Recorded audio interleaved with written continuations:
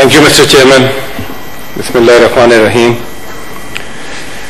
Chairman साहब, पिछले साल सितंबर में प्रेसिडेंशियल एड्रेस हुआ था और गाहे बगाहे ये मोशन ऐवान में आता रहा और उस दौरान कई वाक़यात भी गुजरे, कई चैलेंजेस का भी सामना हुआ और आज की सूरत हाल उससे काफ़ी हद तक मुख्तलिफ है जो सितंबर 2019 में थी। और हमारे ऑपोजिशन के दोस्त जब भी उनको मौका मिला उन्होंने प्रेसिडेंट के एड्रेस पे भी बात की और उस दौरान उन्होंने जो उनका अपना माफी ज़मीर था वो भी बयान किया। मैं समझता हूं कि प्रेसिडेंट का एड्रेस दो चीजों का अहाता करता है। एक, गवर्नमेंट की जो अचीवमेंट्स हैं और दूसरा फ्यूचर का जो प्लान है, वे फॉरवर्ड। तो आज मैं सबसे पहले जो बात करना चाहता हूं वो ये है कि पीटीआई की हुकूमत को Imran Khan as prime minister, उनको एक यूनिक डिस्टिंक्शन हासिल है जो आज तक पाकिस्तान में किसी हुकूमत को हासिल नहीं हो सकी। और वो क्या है? वो ये कि उनकी पहली अचीवमेंट हुकूमत में आने से पहले की है। वो कैसे? 22 साल पहले एक शख्स एक जिद्दोजहद का आगाज करता है, ना किसी पॉलिटिकल फैमिली से कोई ताल्लुक है, ना किसी मालदार फैमिली से कोई ताल्लुक है, ना पाकिस्तान के सियासी जो कानून चल रहे थे, जो एक कल्चर सियासी चल रहा था, उससे कोई ताल्लुक है। सिर्फ एक तकलीफ थी, सिर्फ एक एहसास था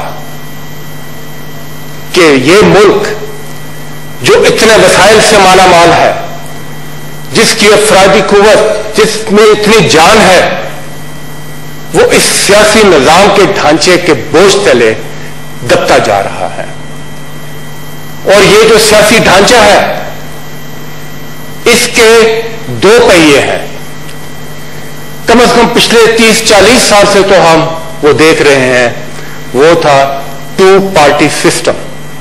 और ये जो टू पार्टी सिस्टम था इसकी बुनियाद दो खानदानों के ऊपर थी और इन दो खानदानों की भी अगर आप इब्तिदा देखें तो मुझे अफसोस से कहना पड़ता है, मगर ये एक सियासी तारीख का हिस्सा है कि उनकी इब्तिदा किसी न किसी डिक्टेटर से होती है। यानी अयूब खान के बाद भुट्टो साहब तशरीफ लाते हैं, जियाउल हक के बाद नवाज शरीफ साहब तशरीफ लाते हैं, and so on and so fourth. तो इमरान खान ने जब तहरीक इंसाफ की बुनियाद रखी तो उन्होंने अपनी ताकत को, उन्होंने अपने यकीन को सिर्फ एक कुव्वत के ऊपर रखा, वो था उनकी कौम।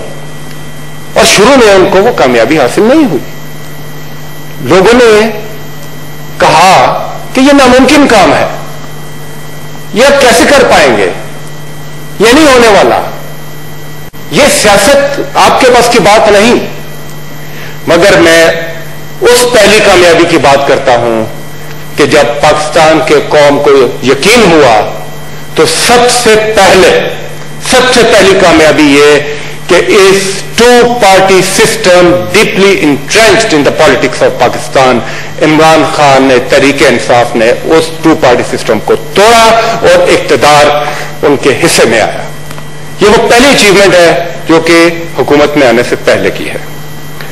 दूसरी बात, चैलेंज। अचीवमेंट ये नहीं थी कि आपने हुकूमत में आना है जैसे कि माजी में होता रहा, मरकज इक्तदार का हसूल।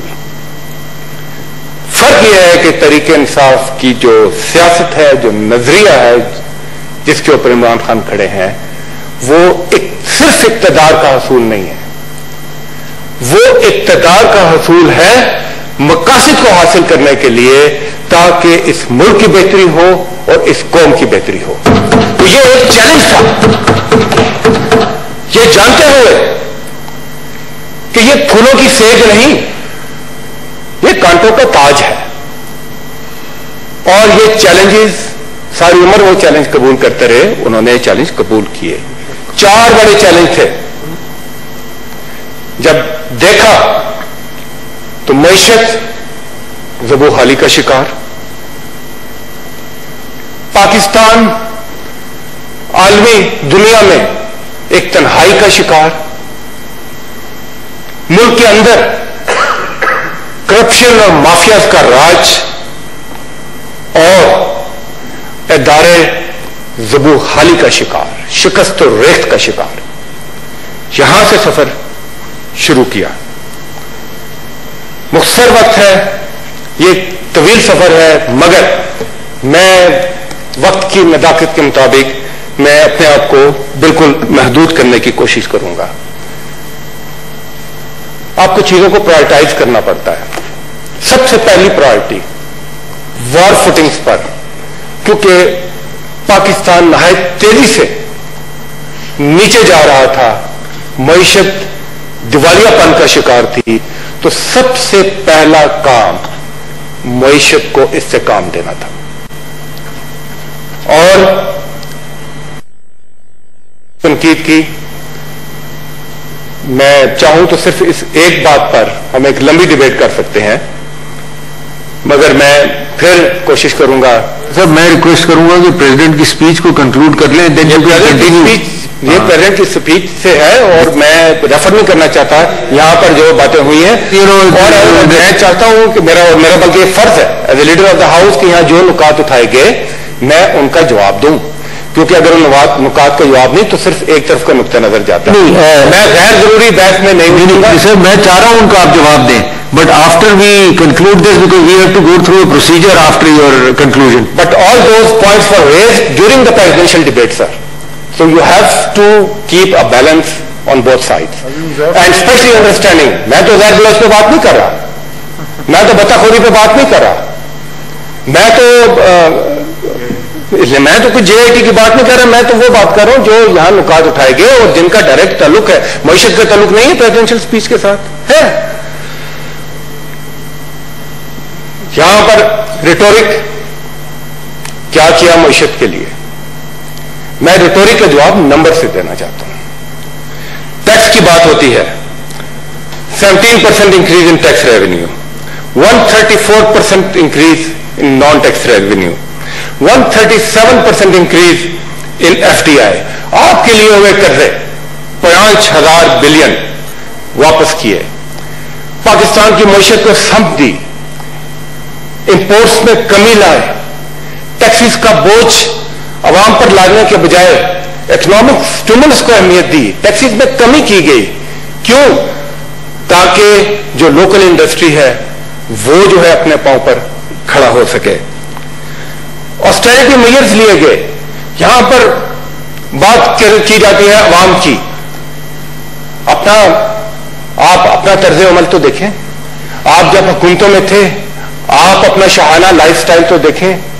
کیا آپ اس وقت دل پر ہاتھ رکھ کے بتائیں مجھے کہ جب آپ حکومتوں میں تھے تو کیا دنیا میں آپ ان عوام کو ریپرزینٹ کر رہے تھے جن کی آج آپ بات کر رہے ہیں؟ کیا آپ اس طرح رہ رہے تھے جس طرح آپ کے عوام ہیں؟ کیا آپ کا طور طریقہ وہی تھا جس طرح آپ کے عوام کا طریقہ ہے؟ آج جب آپ اقتدار سے باہر ہیں تو آج آپ کو عوام کو آپ نے صرف ووٹ کی مشین کے طور پر رکھا ہوا ہے, عوام کو آپ نے صرف سیاسی نعرے کے لیے رکھا ہوا ہے. اور غریب عوام سے محبت کریں مگر غربت سے نفرت کریں. تو ہم نے آسٹیرٹی میئرز کی بات جب ہم کرتے ہیں تو یہاں سے اکثر سمائلز آتی ہیں. میں مانتا ہوں یہ اس لیے نہیں کہ اگر آپ آسٹیرٹی کا مظاہرہ کریں گے تو خزانہ بھر جائے گا. نو, یہ ریفلیکٹ کرتا ہے آپ کی نیت کو, یہ ریفلیکٹ کرتا ہے آپ کے احساس کو جو آپ کی عوام کے ساتھ ہے. تو پرائم منسٹر نے اس کی ابتدا اپنی ذات سے کی, اپنے آپ سے کی. جب پرائم منسٹر ہاؤس کے خرچے کم کیے, جب بیرون ملک دوروں پر گئے تو اس طرح گئے کہ وہ اپنی عوام کے نمائندے لگے, وہ کسی شاہی بیڑے کو لے کر نہیں جاتے رہے. صرف یہ فرق ہے. اور جناب اپنے گھر کو خود چلایا، کوئی کیمپ آفیسز نہیں بنائے، کوئی سیکیورٹیز کے بندوبست نہیں کیے، ملنگ آدمی وہی شلوار قمیض اور اسی طرح ایک عام آدمی کی طرح. پھر آپ کہتے ہیں ریاست مدینہ کا نام، کس کا نام لیں؟ پھر یہاں پر مجھے افسوس کے ساتھ کہنا پڑتا ہے کہ ہمارے وہ بھائی، وہ دوست جو دین کے دائی ہیں، ان سے لے کر جو لبرل سوچ کے مالک ہیں، سب ریاست مدینہ کا نام لیتے ہیں تو جیسے آگ لگ جاتی ہے. ان کو تو آج تک عادت یہ پڑی رہی کہ ناروے کا نام لیں، برطانیہ جیسے بننے کی کوشش کریں، امریکہ جیسے بننے کی کوشش کریں.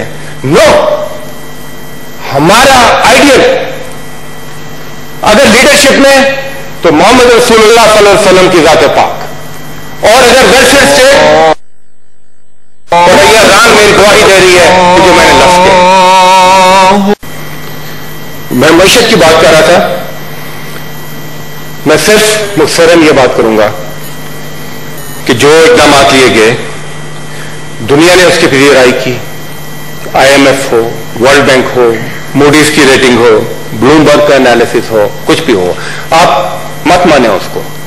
ابھی حال ہی میں خود باہر بیٹھے ہوئے پاکستان کے مزدور ایکسپیٹریٹس، انہوں نے ایک مرتبہ پھر ایک ووٹ آف کانفیڈنس دیا ہے، اپنی حکومت کو اعتماد کا اظہار کیا ہے. ریکارڈ 2.4 بلین $، 2020، جبکہ کووڈ بھی چل رہا ہے، ریمیٹنسز پاکستان میں آئی ہیں.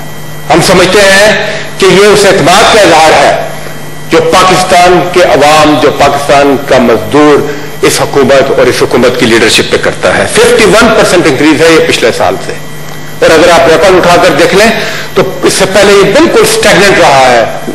3 سال اگر PMLN کے آپ دیکھ لیں، وعدے ہمیں یاد دلائے جاتے ہیں. اور کیونکہ میں نے لیبر اور ورکرز کی بات کی تو ایک وعدہ تھا ہرے پاسپورٹ کی عزت کا بھی. فیکٹ سے بات کروں گا.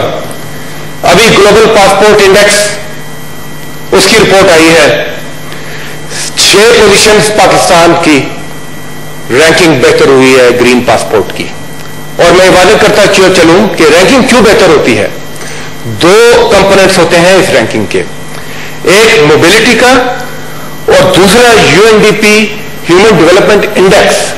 ان دونوں کمپوننٹس کی بنیاد پر یہ رینکنگ ہوتی ہے اور 6 درجے یہ رینکنگ امپروو ہوئی. اور فاضل دوست نے ٹورزم پہ بات کی، میں اس سے زیادہ بات نہیں کروں گا، مگر صرف اتنا کہ 2 اہم چیزیں تھیں.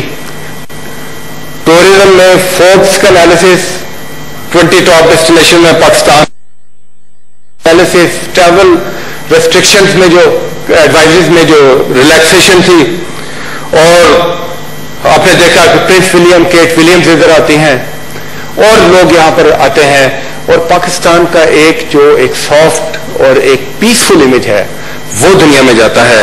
سپورٹس کی ایکٹیویٹیز ہوتی ہیں، گراؤنڈز آباد ہوتے ہیں. پھر بات ہوئی، وعدوں کی بات ہوئی، بار بار کہا جاتا ہے نوکریاں اور گھر.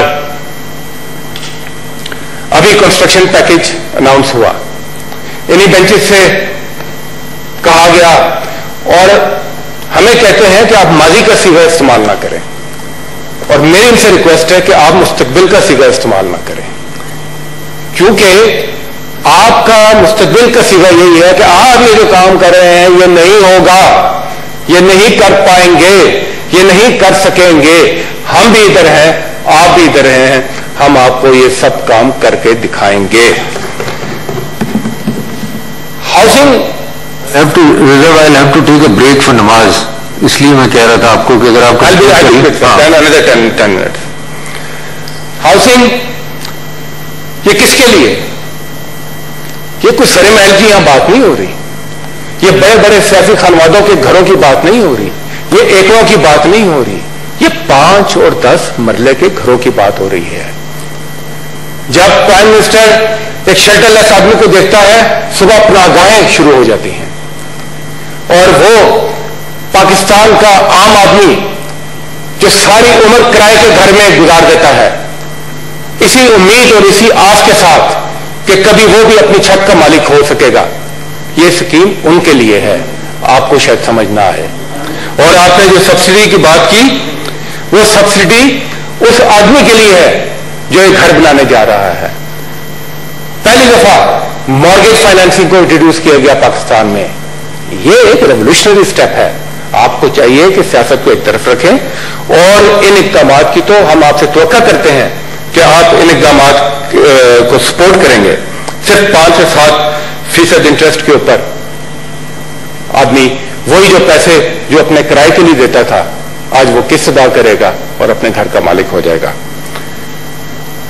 ایوب خان کے زمانے کے بعد سے کوئی بڑے ڈیمز ہائیڈل پروجیکٹ کے منصوبے نہیں ہوئے. کاغذوں میں تو چلتے رہے, ہم بھی سن رہے ہیں عرصے سے یہ منصوبہ وہ منصوبہ. پہلی مرتبہ 60 سال کے بعد ان منصوبوں پر عملی کام شروع ہونے جا رہا ہے. دامیر بھاشا ڈیم 4500 میگا واٹ, اور اس کے اوپر ایک لمبی ڈیبیٹ ہو سکتی ہے کہ صرف اس ایک ڈیم سے کتنے فائدے ہو سکتے ہیں, چاہے وہ زراعت ہو یا معیشت ہو. وہ اس میں ابھی ٹائم نہیں ہے کہ میں اس میں جا سکوں, مگر دامیر بھاشا, کوہالا ڈیم, محمد ڈیم, 3 بڑے ہائیڈل پروجیکٹ. فارن افیئرس میں میں کچھ کلمات ضرور کہنا چاہوں گا اپنی تقریر وائنڈ اپ کرنے سے پہلے. مودی کا ذکر یہاں پر ہوا, کشمیر کا ذکر یہاں پر ہوا, UN کا ذکر یہاں پر ہوا. مودی فخر سے کہتا ہوتا تھا 2 چیزیں. ایک کہ ہم نے پاکستان کو دنیا میں تنہا کر دیا, اور وہ کامیاب تھے اس لیے کہ انہوں نے اس وقت کے حکمرانوں کے ساتھ ذاتی دوستی کی پیڑیاں بڑھائی تھی. وہ تشریف لاتے تھے یہاں پر, ان کے گھروں میں قیام فرماتے تھے. وہ جاتے تھے تو یہاں سے ساڑیوں کے, آموں کے, مٹھائی کے تحفے جاتے تھے.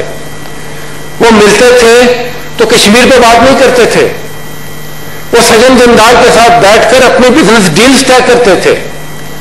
تو کیا پھر پاکستان آئسولیشن کا شکار نہ ہوتا؟ یہ جال بنے جا رہے تھے, اور اس وقت کی قیادت عالمی سطح پر ایک کانفیڈنس کے ساتھ بیٹھ کر بات کرنے کے بجائے پرچی جیب میں لے کر گھومتی رہتی تھی. مگر اللہ از دا بیسٹ پلانر, اور پاکستان کو عمران خان کی صورت میں ایک کیریزمیٹک لیڈر نصیب ہوا. وہ لیڈر جو جس کے کریڈینشیلز پالیٹکس میں آنے سے پہلے بھی دنیا جانتی تھی, اور جب وہ کسی عالمی رہنما کے ساتھ بات کرتا ہے تو اس کو 1000 اختلاف ہو, ایک بات پر اس کو بھی یقین ہوتا ہے کہ یہ شخص اپنی ذات کے لیے نہیں, اپنی قوم کے لیے میرے ساتھ اپنا مقدمہ لڑ رہا ہے. اور یہی اس کی کامیابی کا راز تھا. ہائی پروفائل وزٹس ہوئے, یہاں بھی لوگ آئے, پرائم منسٹر صاحب بھی تشریف لے گئے, مگر جب وہ تشریف لے کر جاتے ہیں تو ان کا استقبال اس مرتبہ مختلف طریقے سے ہوتا ہے.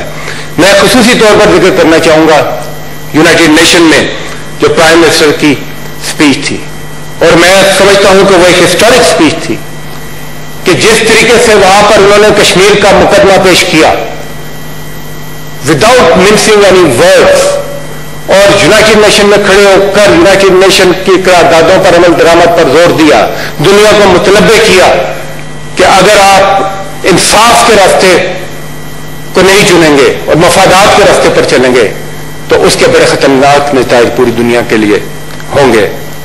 اور نہ صرف کشمیر کے اوپر, یونائٹڈ نیشن کے فورم پر کھڑے ہو کر اسلاموفوبیا پر بات کی, دنیا کو جھنجھوڑا, اس کے مضمرات سے آگاہ کیا. اور تیسرا, یونائٹڈ نیشن کے پلیٹ فارم پر کھڑے ہو کر ناموس رسالت کی بھی بات کی, دنیا کو بتایا کہ فریڈم آف ایکسپریشن کے نام پر یاد رکھیں کہ دیر از اے ریڈ لائن, جہاں پر حرمت کی بات ہے, جہاں پر ناموس رسالت کی بات ہے, وہاں پر فریڈم آف ایکسپریشن آپ کی ختم ہو جاتی ہے. یہ مسلمانوں کے جذبات, یہ مسلمانوں کے ایمان کا مسئلہ ہے, اور یہ وہی لیڈر یہ بات کر سکتا ہے جو کنوکشن کے ساتھ بات کرنے کی اہلیت رکھتا ہو. ریجنل سطح پر جب خطے میں ایشوز آئے تو پاکستان نے مدبرانہ طریقے سے سائڈز لینے کے بجائے ایک میڈیٹر، ایک فیسیلیٹیٹر کا رول ادا کیا، چاہے وہ سعودی عرب کے معاملات ہوں، ایران کے معاملات ہوں. اس سے یہاں پر تناؤ میں بھی کمی آئی، پاکستان کے جو وقار ہے، جو سٹیٹس ہے، اس میں بھی اضافہ ہوا. پاکستان کا جو رول افغان پیس پروسیس کے ساتھ کے سلسلے میں رہا، امریکہ سے لے کر پوری دنیا، خطے کے ممالک سب اس کے معترف ہیں. اور آپ دیکھیں اس رول میں جس مودی کی بات کرتے ہیں، جو سمجھتا ہے کہ اس نے بڑی انویسٹمنٹ کی تھی افغانستان میں، وہ سارے پیس پروسیس سے اس کو اٹھا کر باہر کیا. کون ہے آئسولیٹ آج؟ پاکستان کہ مودی؟ لداخ میں جاتا ہے، وہاں مار پڑتی ہے، کون ہے آئسولیٹ؟ پاکستان کہ مودی؟ ایران کے ساتھ بڑا فخر کے ساتھ کہتا تھا، چابہار کی بات ہوتی تھی، آج کی اخبار آپ نے اٹھا کر دیکھ لے، چابہار ریلوے سے بھی اٹھا کر اس کو باہر کر دیا گیا ہے. کون ہے آئسولیٹ؟ پاکستان کہ مودی؟ آج بھارت کے اندر، کشمیر میں تو جو ہو رہا ہے، آج بھارت کے اندر بھی ایک شکست و ریخت کا عمل جاری ہے. کون ہے آئسولیٹ؟ پاکستان کہ مودی؟ جناب چیئرمین، میں دیکھ رہا ہوں آپ کی طرف، اور سر 5 منٹ اور مجھے صرف دے دیں.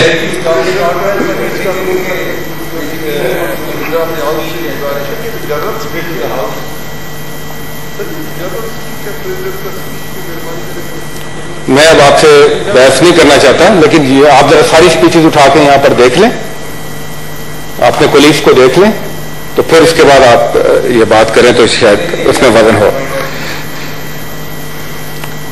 تیسری اہم چیلنج پاکستان کے اندر کا، انسٹیٹیوشنل ریفارمز کا، مافیاز کا، کارٹلز کا، کوئی ٹکر نہیں لیتا تھا.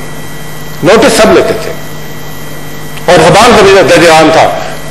کیا ہوتا ہے؟ نوٹس ہوتا ہے، کوئی کمیشن بن جاتا ہے، دفعہ ہو جاتا ہے. نو سر، آپ نے دیکھا کہ اور یہ نوٹس بھی پچھلی حکومتوں کے لیے جاتے ہیں. اس حکومت نے نئی روایت قائم کی. ایشو آیا چینی کا، یہ کوئی پہلی دفعہ تو نہیں آیا، ایوب خان کے زمانے سے یہ سنتے آ رہے ہیں، آتا ہے ختم ہوتا ہے، آتا ختم ہوتا ہے. یہ جن سیاسی خاندانوں کی میں بات کر رہا ہوں، یہ تو چالیے اس چینی کے بزنس کے اوپر رہے ہیں اکراس دا پولیٹیکل ڈیوائڈ. تو اس ایشو کو ایڈریس کیا. کس طرح کیا؟ نوٹس سے بات شروع ہوتی ہے. کیا عام آدمی کو چینی مہنگی مل رہی؟ نو، کوئی شارٹ ٹرم نہیں. شارٹ ٹرم میز اپنی جگہ، مگر کیوں ہوتا ہے ہر دفعہ؟ اس کے اوپر کمیشن بنا، فرینزک انالیسس ہوا، پھر کہا گیا اچھا یہ باتیں ہوگی، ایکشن نہیں ہوگا. ایکشن میٹرکس اناؤنس ہوا، اور یہ ایکشن میٹرکس میں سمجھتا ہوں کہ یہ بھی ایک تاریخ ساز ہے. اس میں صرف یہ نہیں کہ اس کو ٹانگ دو، اس کو ٹانگ دو اور معاملہ ختم. نو، جہاں پر پینل ایکشن لینے کی ضرورت ہے وہاں پر پینلائز کریں لوگوں کو. جہاں پر اداروں کی کوتاہی ہے وہاں پر ادارے جواب دہ رہیں گے کہ یہ کیوں ہوئی. جہاں پر سسٹم میں لیکونا ہے، اس سسٹم میں لیکونا جو ہے اس کی نشاندہی اور اس کو کریکٹ کرنے کی بات، تاکہ ہمیشہ کے لیے یہ ایشو ختم ہو. اور اسی طرح مافیا کا ذکر یہاں ہمارے دوستوں نے بھی کیا. یقیناً اب آپ کو سارے مافیا سر اٹھاتے نظر آئیں گے. کیوں؟ ہم نے بھیڑوں کے چھتے میں ہاتھ ڈالا ہے، ہمیں پتا ہے جب تک ان کا کام چلتا رہتا ہے یہ سکون سے بیٹھے رہتے ہیں، مگر جب ان کو کوئی ہاتھ ڈالتا ہے تو یہ اپنے دانت دکھاتے ہیں. یہ دکھائیں دانت اپنے، مگر یہ بھی سن لیں کہ اس مرتبہ ان کا واسطہ جس شخص کے ساتھ ہے اس کا نام عمران خان ہے. وہ کسی بھی قیمت پر چلا جائے گا، مگر اپنے مقصد سے اور ان کو ان کے انجام پر پہنچانے سے کبھی پیچھے نہیں ہٹے گا. آخر میں مختصر کرتے ہوئے ڈیٹیل میں جائے بغیر ڈیجیٹل پاکستان کا صرف نام لوں گا, اس پہ پھر کسی دن بات کریں. احساس پروگرام ایک پوری ڈبیٹ چاہیے اس کے لیے, جو کہ گیم چینجر ہے, اور پہلی مرتبہ کسی حکومت نے, ریاست نے ماں جیسا کردار ادا کیا اپنے ان عوام کے لیے جن کا کوئی پرسان حال نہیں. اور کووڈ, مجھے بڑا دکھ ہوا یہاں پر آج کچھ دوستوں نے جب اٹھ کر بات کی, سب کا ایشو ہے یہ, مگر خدا کے لیے آپ سیاست کریں مگر فیکٹس کے اوپر بات کریں, آپ مس لیڈ نہ کریں اس موضوع کے اوپر.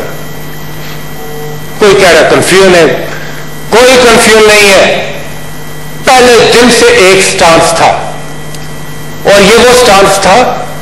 ہوا کیا, جب کووڈ آیا تو سب نے اپنے اینٹیناز, اپنے ٹی وی, اپنے چینل, اپنے اخبار اور اپنے رخ کدھر کیے؟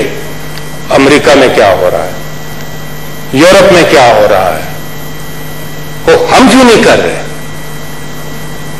مگر جو کانفیڈنٹ لیڈرشپ ہوتی ہے وہ بیسٹ پریکٹسز سے ضرور سیکھتی ہے, مگر وہ فیصلے اپنے زمینی حقائق, اپنی انوائرمنٹ, اپنے عوام کو دیکھ کر لیتی ہے. پہلے دن عمران خان نے جب وارن کیا تھا دنیا کو کہ کورونا وائرس کے ساتھ ساتھ ہنگر وائرس بھی ہے, یہ ہنگر وائرس کورونا سے زیادہ مہلک ہے, آپ کو جو بھی مینجمنٹ کرنی ہے ان دونوں کو ساتھ رکھ کے, یہ صرف لائف اور لائیولیہڈ کا معاملہ نہیں ہے, یہ ہنگر اور لائف کا بھی معاملہ ہے. آج میں دیکھ رہا تھا یو این کی رپورٹ آئی ہے جولائی 2020 کی ہنگر کے اوپر, آج ساری دنیا وہی بات کر رہی ہے کہ کووڈ کی وجہ سے جو اس وقت اموات اور جو نقصان ہنگر کی وجہ سے ہوگا وہ شاید کووڈ سے بھی زیادہ ہو. تو ہم نے ایک بیلنسڈ اپروچ کے ساتھ لیا, اور ہمارے پاس ٹولز کیا تھے. یہاں پر ہم 18th امینڈمنٹ مچا دیا, آپ نے کہا یہ بات نہیں ہوگی, بات نہیں کرنے دیں گے. ہیلتھ ڈیفالٹ سبجیکٹ ہے.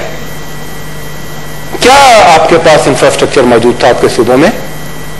اگر میں دیکھوں پیچھے تو مجھے تو کہیں ایڈز کی وبا کی صورت میں ایڈز نظر آتی ہے, کہیں مجھے ماؤں کی گود میں کتے کاٹے کے بچے بلکتے ہوئے مرتے ہوئے دکھائی دیتے ہیں. اور ان علاقوں میں کہ جہاں کے لیڈر 30 سال حکومتوں میں رہے ہیں, اس ہیلتھ اسٹرکچر کے ساتھ ہم نے اس کمی کو بھی پورا کیا. ہم نے پی پی ای کے حوالے سے بات ہو, وینٹیلیٹرز کے حوالے سے ہو, ٹیسٹنگ کے حوالے سے ہو, لیبارٹریز کے حوالے سے ہو, اور یہاں کہا گیا کہ آئیں بتائیں, روز ہر دوسرے دن بریفنگ ہوتی ہے این سی او سی کی. آپ سننا نہ چاہیں تو اس کا تو کوئی حل نہیں, مگر ہم پھر بھی حاضر ہیں, جہاں آپ کہیں گے آپ کو بتائیں گے. اور آج دنیا معترف ہے کہ پاکستان نے جس خوش سلوکی کے ساتھ اس معاملے کو مینج کیا, آج فلیٹنڈ ہے کرو, آج صورتحال بہتر ہے. آج پاکستان کی حکومت نے جو لاک ڈاؤن کے اسمارٹ لاک ڈاؤن کے اثرات تھے اس سے بھی نپٹا, فوڈ سیکیورٹی مہیا کی, اور اس ملک میں کوئی بھوکا نہیں رہا, کوئی بھوکا نہیں سویا. میں اپنی تقریر یا اپنی اس بات کو اس پہ ختم کرنا چاہتا ہوں کہ میں کل دیکھ رہا تھا ESPN کی ہیڈ لائنز تھی پوری دنیا میں, اسپورٹس چینل ہے, تو مجھے بڑی خوشی ہوئی. فار چینج مجھے یہ ہوئی کہ ایک وقت تھا کہ کبھی ہم پاناما میں کیریکیچرز دیکھتے تھے پاکستانی پرائم منسٹرز کے دنیا کے اخباروں میں, کہیں پر کسی پرائم منسٹر پریزیڈنٹ کو پرسنٹیج کے حوالے سے لکھا جاتا تھا, مگر جو ہیڈ لائن آپ کے میرے پرائم منسٹر کی لگی وہ یہ تھی کہ آئی کے Imran Khan is born to win. میں کہتا ہوں yes, Imran Khan is born to win and Pakistan is bound to succeed انشاءاللہ. بہت بہت شکریہ. Thank you very much. On conclusion of the